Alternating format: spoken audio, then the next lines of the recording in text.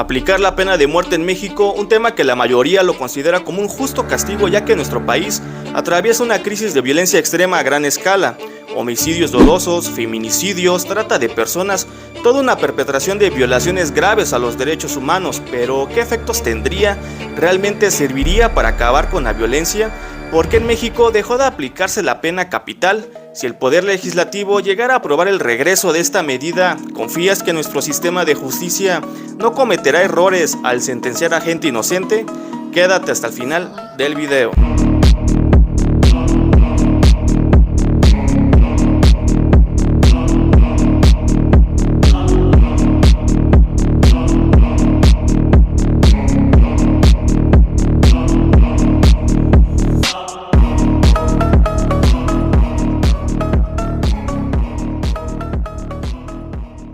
Hablando un poco de historia, la pena de muerte en México ya era practicada desde la época prehispánica por diferentes culturas.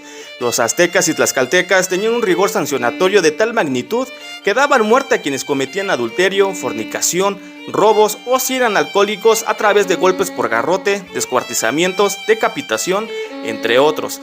También en el México independiente, cuando se redactó el primer código penal del país, se contemplaba esta ley a quienes cometían delitos graves y el acusado era llevado públicamente al patíbulo, donde era pasado por fusilamiento, pero la condena fue abolida a nivel federal en 1929.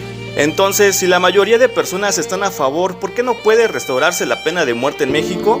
A pesar que hay partidos políticos que han presentado esta iniciativa con esperanza de aprobarlas, ya sea por un auténtico sentimiento de justicia o de oportunismo y demagogia, lo cierto es que no es posible debido a que México firmó y ratificó en la Convención Americana conocida como Pacto de San José, un trato que establece las restricciones de la pena de muerte en las naciones que la firmaron, por lo que restaurarla se estaría violando los tratados internacionales en materia de derechos humanos, aunque obviamente solo es válida a quienes cometan traición a la patria en caso de guerra con otro país. Pero pasa algo curioso y hasta contradictorio, pues a pesar de esto, Coahuila en el 2008 solicitó al Congreso de la Unión que reformaran los artículos 14 y 22 de la Constitución Política para facultar a los estados a establecer en sus leyes locales la pena de muerte, aplicándola en contra de los secuestradores que asesinen a sus víctimas. Sin embargo, hay una errónea creencia de que mayor severidad sea el castigo, habría mayor justicia, pero para que se den una idea, la Academia Nacional de Ciencias en los Estados Unidos revisó una serie de estudios empíricos publicados a lo largo de 30 años y se concluyó que no hay evidencia que afirme que la pena de muerte reduzca la tasa de homicidios o que esta misma las aumente. Por ende, las amenazas de la pena capital y el espectáculo que puede provocar la ejecución de una persona ha impedido que los peores delitos se sigan cometiendo, por lo que disuadir a criminales mediante la intimidación de perder la vida no surte un efecto significativo. Y algo que resulta difícil admitir al gobierno es que diversas investigaciones sugieren que la pena de muerte es mucho más cara para el contribuyente a comparación de la cadena perpetua.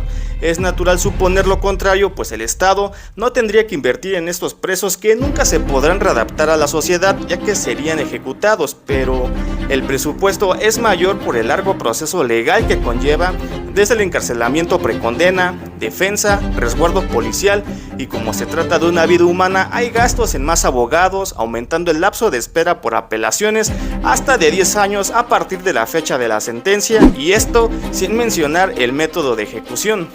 Además, sabemos que el actuar irregular está muy presente en nuestras instituciones de justicia. Puede no haber una adecuada asistencia letrada para el procesado y estar ante jueces que no son siempre competentes o independientes. Inclusive, en un escenario hipotético y real donde México tuviera un buen sistema de justicia, no está exento de ejecutar a presos erróneamente condenados. Todo depende si la defensa está mal preparada, la pérdida de pruebas, confesiones falsas, discriminación sistemática, errores e incompetencia en la ciencia forense, testimonios de personas privadas de su libertad que reciben beneficios por acusar a otros y lo peor, que sea usada como herramienta y abuso político.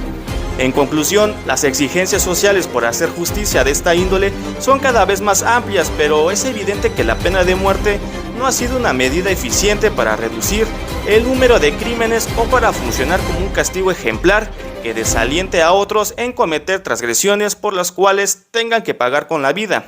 Sin embargo, legislar con base en estos estudios es una responsabilidad que no puede ser ignorada, dada la obligación constitucional de prevenir violaciones a los derechos humanos. Pero, ¿tú qué opinas? Sabiendo todo esto, ¿aún crees que la pena de muerte sería una solución necesaria para acabar con nuestros males? Me gustaría leer tus opiniones. Mi nombre es Carlos Eduardo. Nos vemos en el próximo video. Gracias.